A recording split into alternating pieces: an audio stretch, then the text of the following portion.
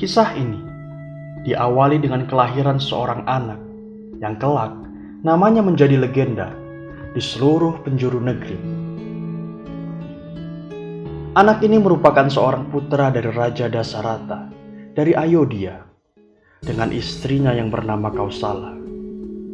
Perkenalkan, aku adalah Rama dan aku akan menceritakan kisahku kepada kalian. Sejak remaja, aku dan saudaraku Lesmana berguru kepada Resi Wiswamitra, sehingga kami tumbuh besar menjadi pemuda yang tangguh. Pada suatu hari, Resi Wiswamitra meminta bantuanku untuk mengawalnya selama bertapa di hutan. Selama di hutan, aku dan Lesmana diberi ilmu kerohanian oleh Resi Wiswamitra untuk memberinya perlindungan dari raksasa yang mengganggu pertapaan para resi. Saat dalam perjalanan kembali ke Ayodhya, kami mendengar sebuah kabar bahwa Prabu Janaka dari kerajaan Mithila membuat sayembara untuk mencarikan suami dari anak perempuannya yang bernama Sinta. Kemudian, aku berencana untuk mengikuti sayembara tersebut.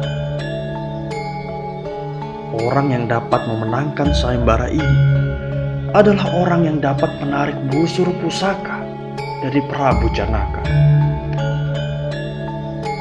Setelah melihat kegagalan dari orang-orang yang mencoba sayembara tersebut, adikku Lesmana meyakinkanku untuk ikut mencoba sayembara tersebut. Aku berhasil menarik busur pusaka milik Prabu Janaka, bahkan sampai busur itu patah menjadi dua.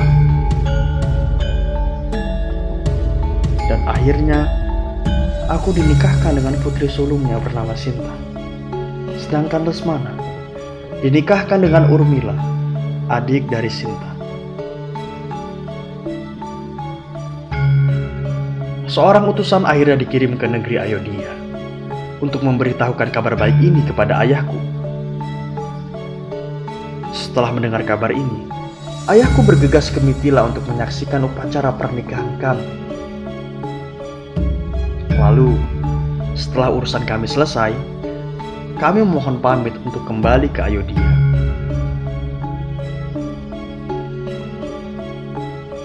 Setelah Raja Dasarata menua, akulah yang direncanakan untuk menggantikannya menjadi raja. Namun, semua itu gagal. Setelah ibu tiriku Kekayi mengingatkan janji ayahku yang berkata bahwa yang berhak atas tahta adalah Bharata, saudara tiriku, dan aku harus diasingkan selama 15 tahun lamanya, jauh ke dalam hutan para raksasa, hutan Dandaka. Atas dasar janji itulah, dengan lapang dada, aku pergi mengasingkan diri jauh ke dalam hutan. Meskipun aku selalu dihalang-halangi oleh ibuku maupun Bharata sendiri. Kepergianku itu diikuti oleh Sinta istriku dan adikku Lesmana yang akan selalu menemaniku selama di pengasingan. Namun, kepergianku ternyata membuat ayahku sedih dan akhirnya meninggalkan dunia ini.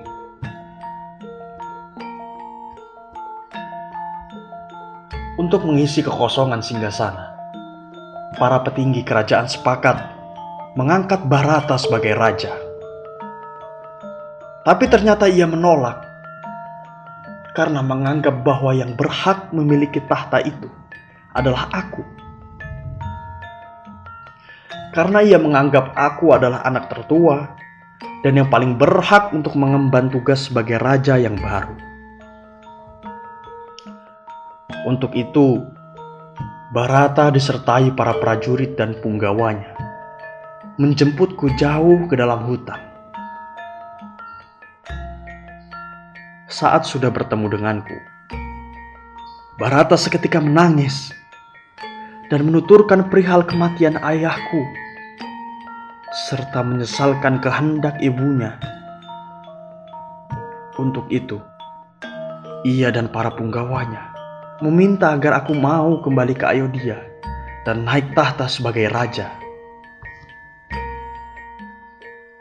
Tetapi aku menolaknya dan tetap melaksanakan titah ayahku, dan juga tidak akan pernah menyalahkan ibu tiriku Kekayi. Aku berusaha membujuk Bharata agar ia bersedia naik tahta dan menggantikanku. Akhirnya, aku memberikan alas kakiku kepada Bharata untuk diletakkan di singgasana sebagai lambang dari restuku. Setelah menerima alas kaki dariku, Bharata kembali ke kerajaan dan berjanji akan menjalankan pemerintahan sebagai perwakilan dariku.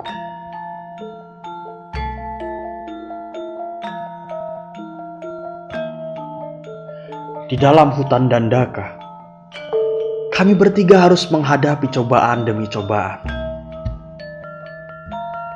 Kami harus menghadapi para raksasa yang meresahkan masyarakat di sekitar hutan Dandaka itu. Pada suatu saat, muncullah seorang raksasa wanita bernama Supranaka yang ternyata menaruh hati padaku dan mencoba menggodaku. Setelah aku menolak godaannya dengan mengatakan bahwa aku telah beristri,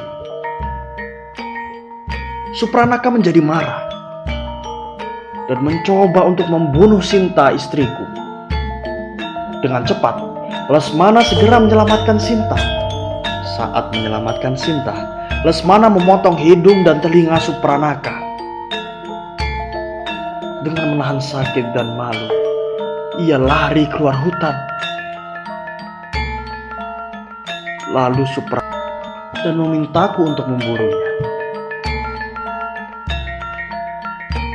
Saat aku menembakkan panahku ke arah kijang keemasan itu, tiba-tiba dia berubah menjadi wujud aslinya kembali, yang ternyata adalah Marica, raksasa utusan Rahwana. Setelah aku dan Lesmana membunuh Marica, aku merasakan ada yang tidak beres dan segera kembali untuk menemui Sinta.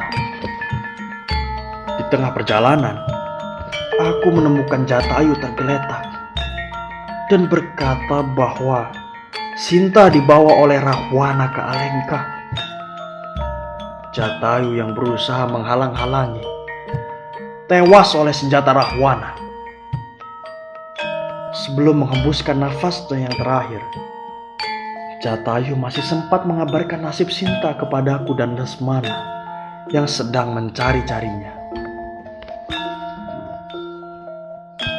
Dalam mencari Sinta, aku dan Lesmana berjumpa pembesar para kawanan kera yang bernama Sugriwa dan Hanuman.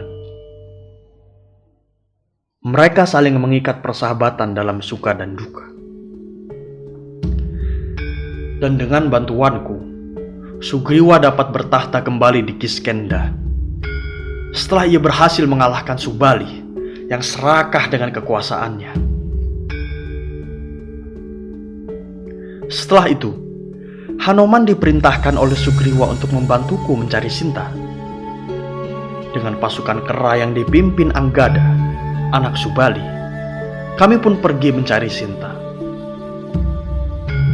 Atas petunjuk Sempati, kakak Jatayu, kami menuju ke pantai selatan.